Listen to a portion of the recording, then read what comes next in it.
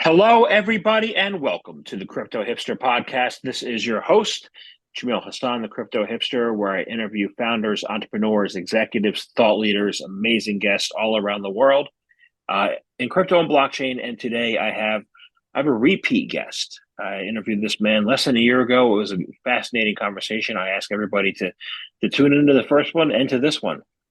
He is the CEO of Matterify. His name is Michal Pospiazowski. You Uh, got it. yep, practice. So, Michal, welcome to the show. Great to be here. Thank you, thank you. So, for those who didn't tune in the first time, uh, what is your background, and is it logical for what you're doing now? Um, well, my background is being a white hat hacker. So it's highly logical for what I'm doing now because what I'm doing now is creating a piece of tech that is highly unhackable, right? So, my biggest personal thing is that I'm tired of everybody getting, thefted and frauded and their funds stolen and digital assets it's become like normal. It's like normal. It's like, oh, oops, 10 million disappeared. Oh, I lost 75K or I lost this or that. And everybody's just used to it. It's like we've normalized it, right? It's just like the recovery is okay, sorry, tough. Don't do that again, don't fall for scams. And 90% of these things are because of addressing, the fact that we have to use crypto addresses. So there's all these clever ways that hackers exploit that, mostly through phishing and social, social manipulation, social hacks.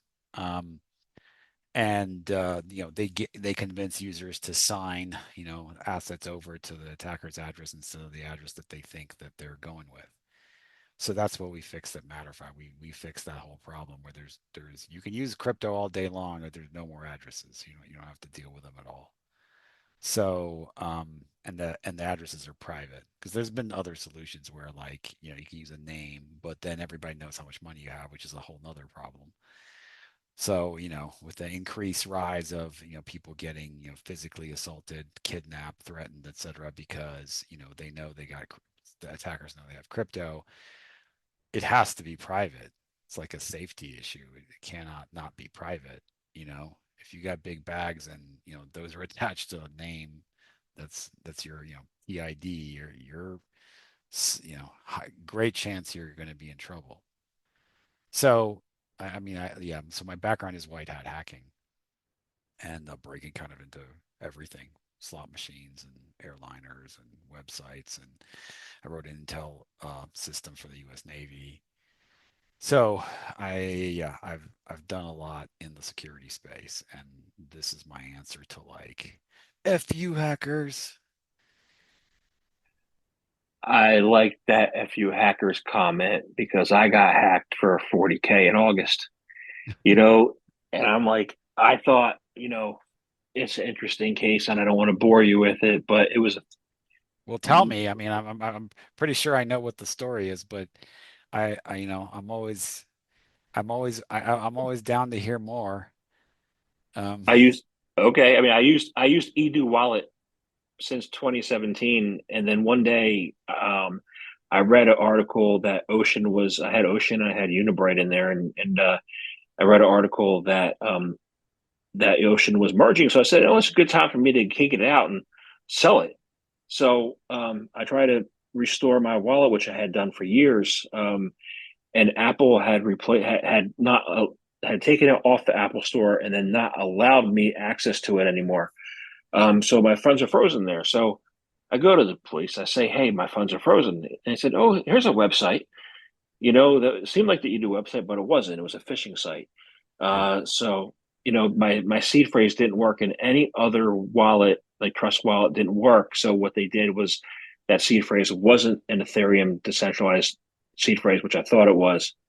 Initially, it was centralized, and then that operation was shut down, and then the hacker set up a phishing site, and then I went up with my seed phrase in there. My money was poof gone, sent through with mixers and everything gone.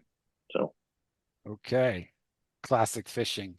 This yep, time they convinced you to give you their seed phrase, which, obviously you should never do, right? But they were like, oh, yeah, use this. Your wallet doesn't working, so use this wallet, right? And then that wallet is an attacker wallet that's just stealing your seed phrase.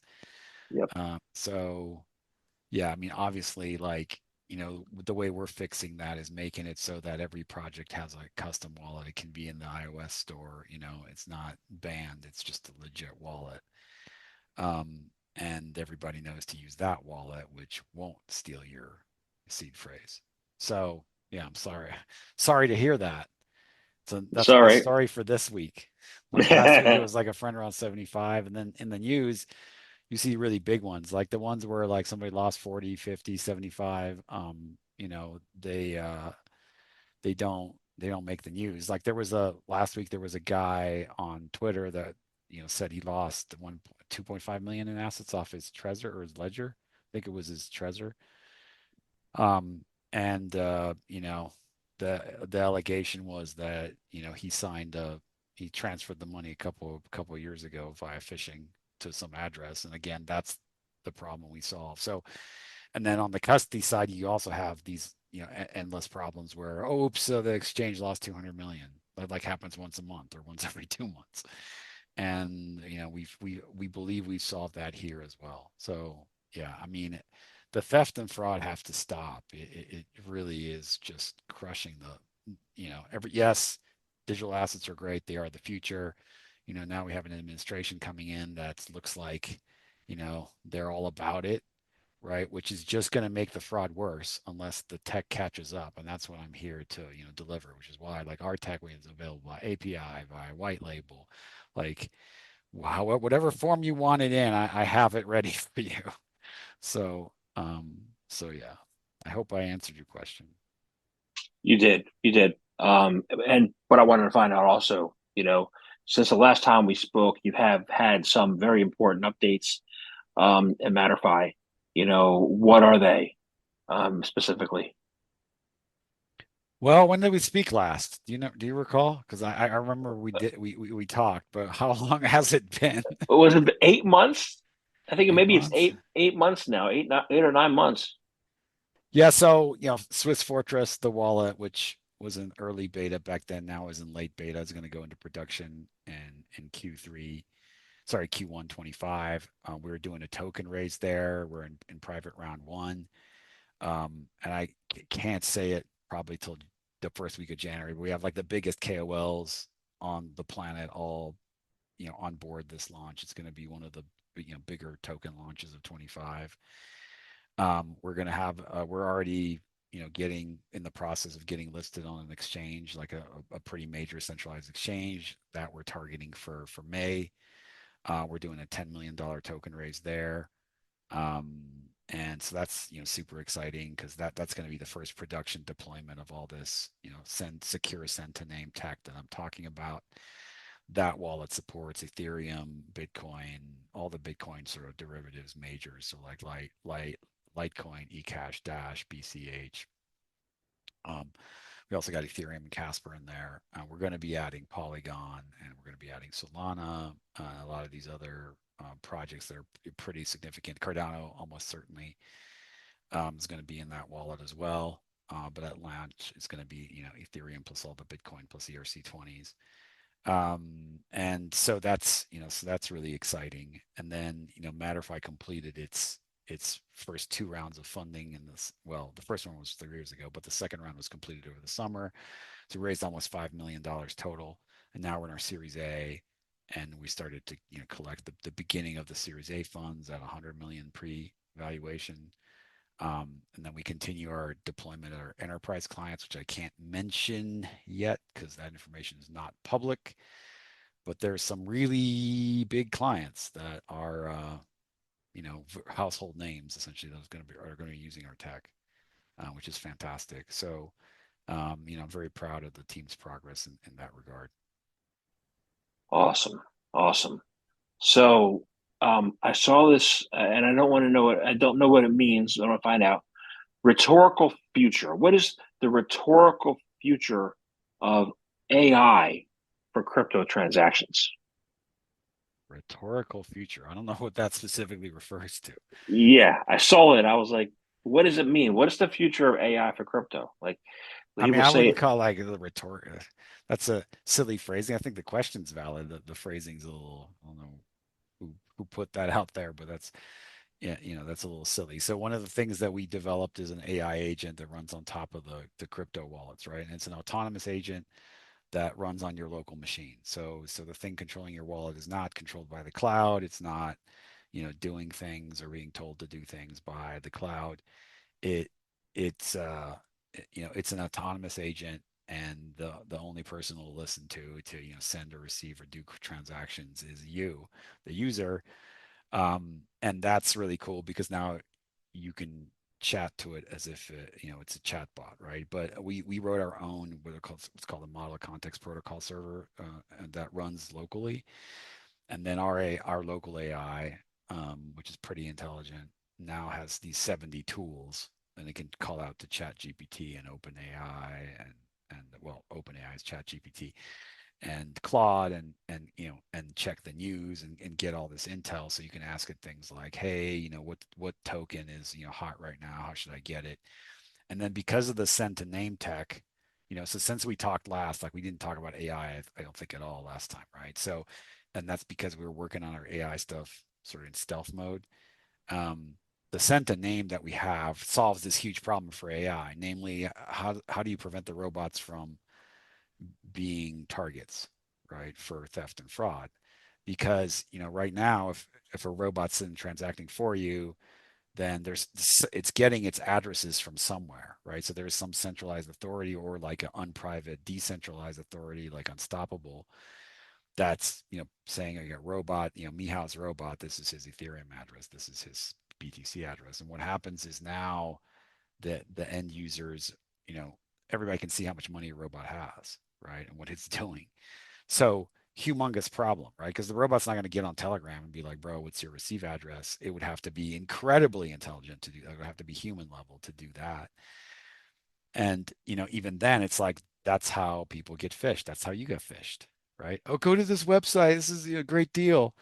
How's the robot tell that website from a real one? So we've completely solved that problem with the send to name system because the robot can just check the name and the KYC proof attached to the name because we have decentralized KYC running, and now it knows for sure as much as humanly possible that it's dealing with the right counterparty.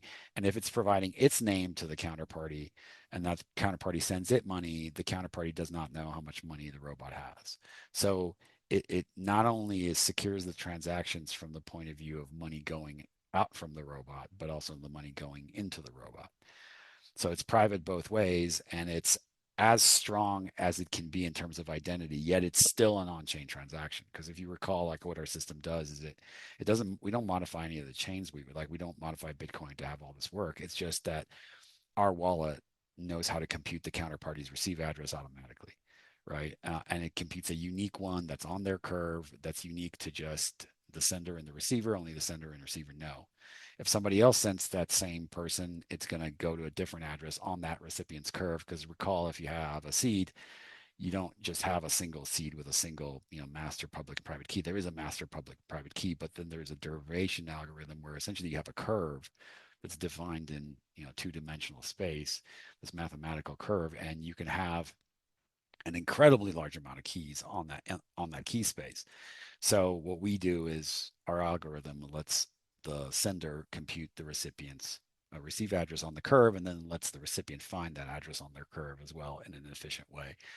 So it's incredibly important for AI and just people, right? So our sort of motto at Matterify is we make fintech it's extremely easy to use for humans and AI to get along. So to me, that and so how does that fit in the future of AI? Well, we're very quickly going to have a ton of robots doing stuff for us.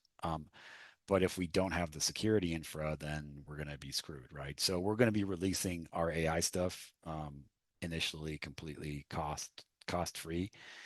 That's our business model right now to drive adoption of the fintech, which is, in my mind, required for the AI to work securely.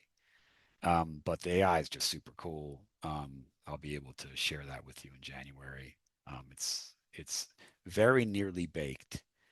We already did like one release, which is really cool, and now we're working on the second one. Awesome. So one of the things I've seen recently, and is a lot of different startups have AI agents, and there are some that are on Solana that are similar to some of the name that are on Ethereum, or but there's a lot of them popping up, right?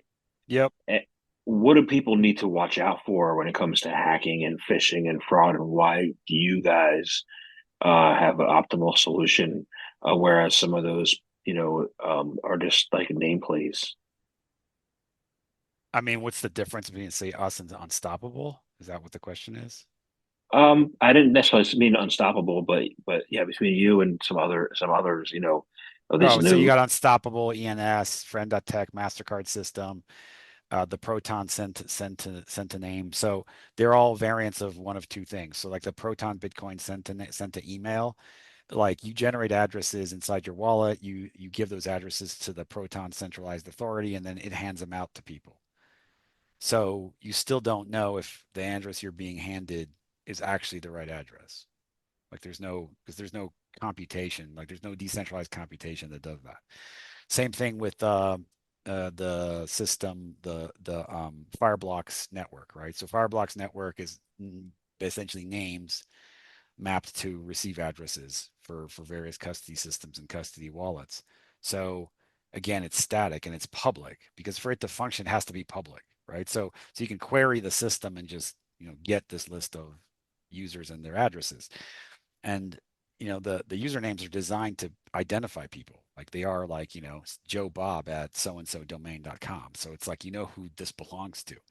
And then what you can do, and this is true for MasterCard system, Unstoppable, ENS, then what you can do is just look up their balance, right? So that it's a privacy problem, right? Now, if people were to use the those names, it's way easier for a user to be able to tell if a name's correct versus an address, right? So using those systems is a good idea for security, but there's a lot of resistance to people using them for the problem I just described, right? One of the issues we have with decentralized security is if somebody knows that I got crypto, they know I got a hardware wallet somewhere in my house or on my person that's got all that crypto in it.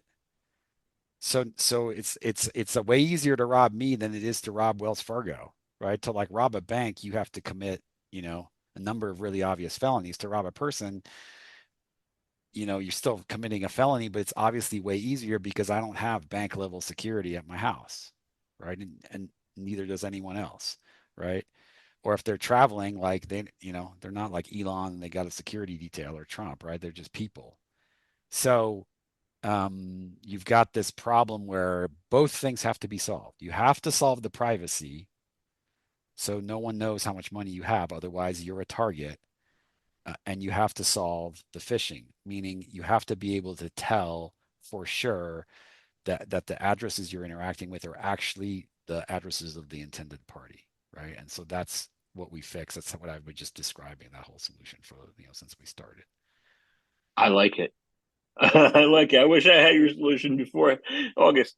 So, Well, it um, wasn't out yet, but it's going to be out, the first quarter of 25. So you can go to swissfortress.com there. We have a whole, page for the, token launch for the pre-sale. You can check that out. You can download the beta. You can, get in the beta. The names are free, so you can just like come up with a name, and then, we have a whole Telegram group. You can get in the Telegram group and be like, "Hey, my name is so and so. Send me some crypto," and you'll see it work.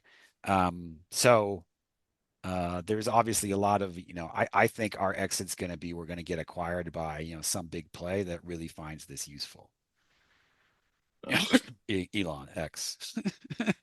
yeah, Because it's like you already have this system of names. The names are all unique, right? Which is what we need for our system. And now you want a universal crypto wallet that is actually decentralized but keeps everybody safe. But is decentralized and keeps everybody safe and private, right? So, and then I'm also, some of the people that I mentioned earlier that are have a solution, but it's not private. We're talking to them about incorporating our API so that our software development kits so that this little piece of code runs inside of their wallet locally and it does this computation now, like MetaMask, for example. And I'm not saying that's a deal we have pending or anything. I don't want to, not investment advice, not saying any. I'm just giving examples. You can make any wallet in the world work with our Centiname. And from an end user point of view, it's like they just pay, an upgrade fee, or they buy a name, for example. If they already have a name, that would be like a privacy upgrade. And it just works, and that's all they have to know, right? On the back end, we have a whole infrastructure, including our own chain, essentially, that makes sure that this all works. But it's not the user doesn't have to understand DeFi or anything. It's not like, to use the wallet, oh, buy our token and then have to deposit the token. It's not how it works. We will be making a sort of power user wallet that if people want to, just they want to manipulate the token, they can. But for most users, we don't expect that to be the case. So the first thing we're releasing is the thing that doesn't have that. That's just like PayPal for all the crypto. That's good too, because a lot of people get confused about the technology. So if they can have the user use it and not have to understand anything in the background, that's great. Um, so pretty soon, I don't know how long, everybody will have their own AI agents, right? When do you think the adoption? How do you think the adoption arc is going to look, and when do you think everybody's going to have their agent? I mean, I think it's going to rapidly accelerate over the next couple of years. But there's still a lot of dev and security issues to work out, and there's also like this sort of mess where you don't have a clear leader, right? Right now, there's not like somebody that's like, all right, we got the best AI, it's autonomous, trust us, and then here's the wallet tech that works with that. Like that has not happened yet. Like there hasn't been like so at some point there's going to be an emerging project, and I mean we're white label, so like I don't care what whether it's the Matterfy wallet that you're using or it's somebody else's wallet that's powered by Matterfy and you don't even know it's Matterfy, but that's what we're doing. We're basically trying to integrate with all the projects possible so that mid 2025 there's a bunch of projects already using our tech, and then whoever becomes like the main autonomous AI provider. It might be us, for all I know, but I mean, we're certainly not like just being like, oh yeah, let's just white label, right? We are, uh, we are, we're here to cooperate with instead of compete necessarily, to make sure that, the revolution actually happens in the way that I personally want it. Because like what I think is there in place right now sucks and is just going to result in you getting frauded and pretty much like everybody in crypto has had it's like everybody I talked to has been frauded at least once. Like the only person that's had no crypto stolen is me. Like I'm the only person I know that's literally had zero crypto stolen. And I've had some other hacks, but they didn't get very far. But they tried. But like I just, I'm very careful. I'm not being like, oh, it's never gonna happen. No one can hack me. No, I just want the tech to be better so it just happens less, right? Like that's my mission in life. This August was not my first time, and so multiple time uh, victims. But yeah, I like to see us not normalize it anymore.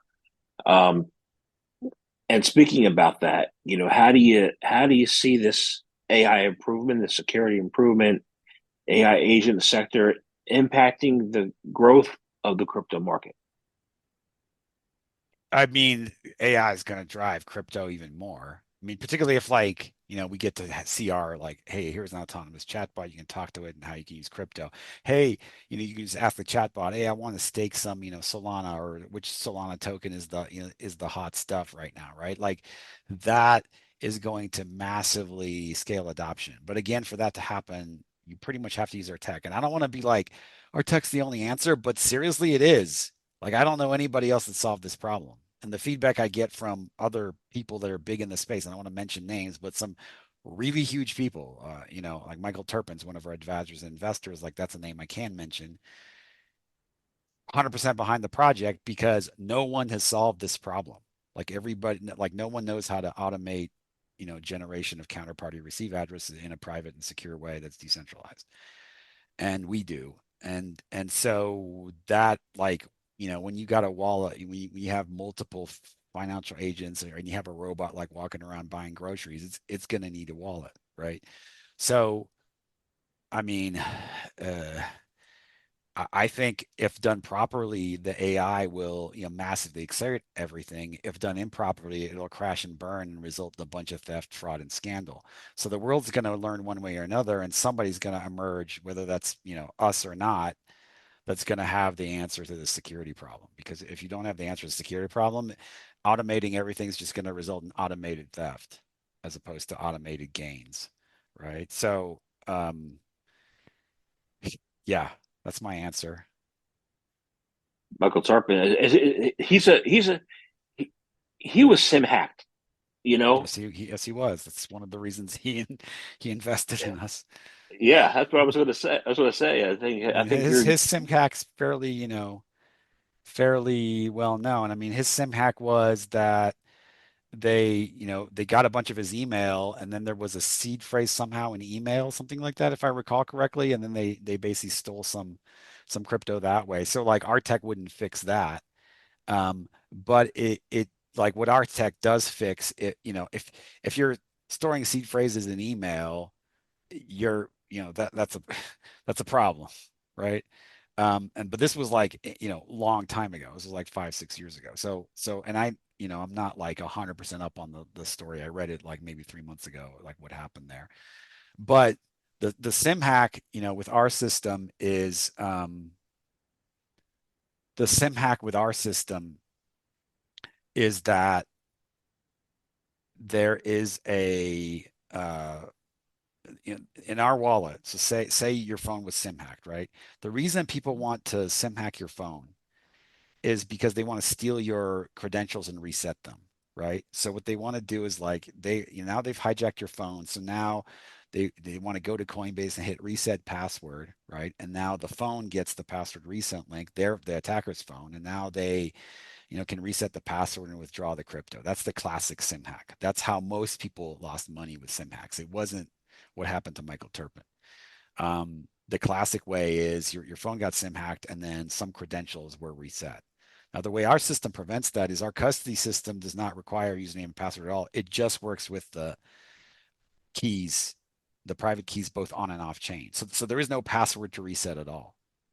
And if you SIM hack like a phone that's got one of our wallets on it, that does nothing for you because there's no username and password to reset because the SIM hack doesn't steal the data, the private keys off the original phone. It just hijacks the phone line.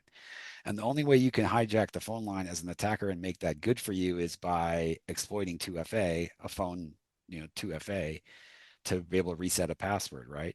In our system, that whole thing is completely unnecessary.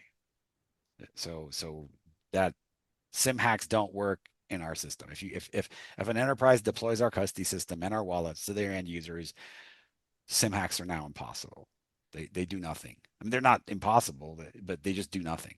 Like they don't get you. They don't get the attacker anything, and it's obvious to the attackers that that's the case just from understanding how our system works. So I don't think they'd even attempt it.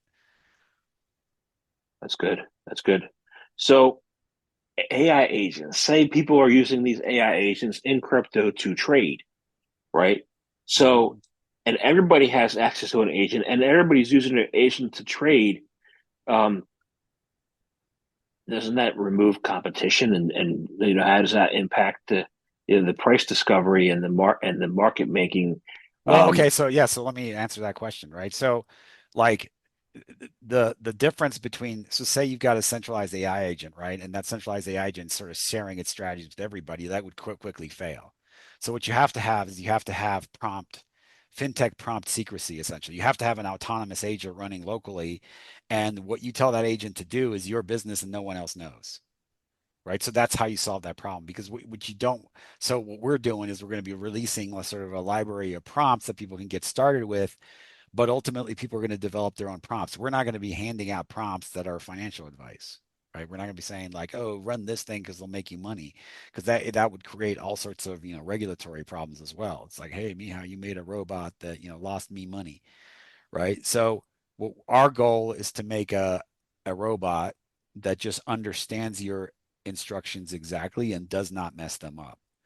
And it's going to be on you, the user, to make the instructions, right? So now there are other platforms out there that, provide that type of intel, right? So you could get the instructions from someplace else and develop your own strategies. Now, whether you share those or not, that's up to you. But my guess is most people with successful strategies won't share them, which kind of brings me back to like the whole, the hilarious BizOp pitch, which is all these BizOp gurus, follow my method, you make all this money. It's like, bro, the way you really make money, you're not telling anybody. Because if it's a trading strategy, you're not sharing that.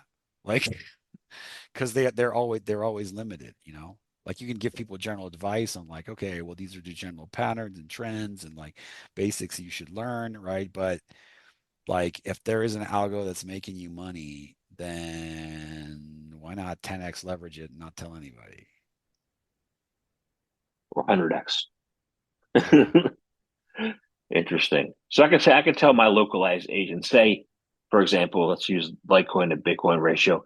If the Litecoin to Bitcoin ratio goes below 0.008, then buy, but if it goes over 0.025, then sell. Yeah. You can tell it that. Yeah. So it'll understand those. It'll understand more complicated stuff. It'll Okay. also make suggestions, but like you can say, hey, go out and look at this and tell me what you think the right pattern is and see if the AI comes up with something, intelligent. So that's entirely our goal, right? So our goal is like you can do all this sophisticated crypto stuff and it like the whole fintech security is just transparent. You just don't have to worry about it. And now all you gotta, just get creative with, what you want to do with your digital assets. Like that's the level of freedom we want to create here. I like it. I like it. So, what can we look forward to in 2025? You don't have to name names, but like, what do you envision for this year for your company Well, and there's going for to be a lot of Matterfi enabled wallets are in production, starting with Swiss Fortress. There's another one called Space Dogs, which was one of our OG clients that's coming out right around the same time. It's a meme token that's going to have one of our wallets. And then we have a bunch of enterprise clients and also some big projects that I can't mention, but like well-known crypto projects that we're going to be making wallets for as well, and then some well-known pre-existing naming projects that will hopefully be adopting the tech. And then we're also going to be releasing our custody system as a SaaS with a partner that's one of the biggest fintechs in the world. I can say they're a publicly traded, company on the NYSE. That's one of our clients and partners.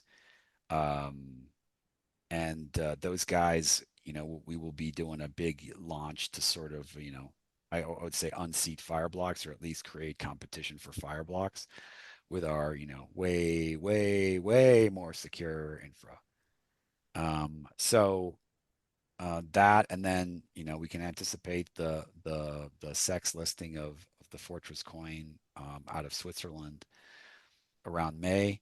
And then you'll see the launch of the mainnet probably later in the year as well. And then when we're launching, we're using other chains to do the same thing. But then when we are launching with our chain, it'll be even better. I mean, we're talking like we're splitting hairs in security here, but like there's sort of like an optimal version of everything that I want to see fully deployed at the end of 25. But I don't want to bore you with like the Vitalik Buterin level technical craziness, because it's like yeah, I love Vitalik, but it's like every time he talks he's just like, oh, here's like a shit ton of algos and stuff, and like right away you're like, if I'm a regular user, I'm lost, right? So I don't really like to, I mean, I wrote a bunch of patents and I do all this work, but like I like to break it down simple, like for people when we're just initially getting to know each other, like on this podcast. awesome, awesome. Well, I appreciate you talking to me today again, and I love talking to you. And this is really fun. And I have one last question. Really, it's Sure. simple. It's how can people find out more information about you about Matterfy? So they can go to my Twitter. I'm a Mihao Hacks on Twitter, Mehawhacks. There's a bunch of videos up there. They can go to SwissFortress.com. They go to Matterfy.com. they can get in touch with our chief marketing officer and PR team, which is Kara at matterfy.com, or Yakub, which is at YAKUB at matterfy.com for he's our VP of sales and investor relations. So, and then I'm Mihao at Matterfy, which, I already get lots of spam with that email, so I don't mind saying it. But like, you can hit me up on email. Yeah, so it's MEHOW at MATTERFI.com. Or you can just DM me on Twitter as well. So Awesome. Awesome. Thank you very much for your time today. no worries, crypto hipster. Great to be on again. Wish you much success, and hopefully, 25 will be the year where everybody's got huge bags, and crypto is like fully taken over, the fintech on earth, which I'm excited to see that. We certainly have an environment where it's possible, so it'll be exciting to see this grow and happen. Peace. Awesome. Peace.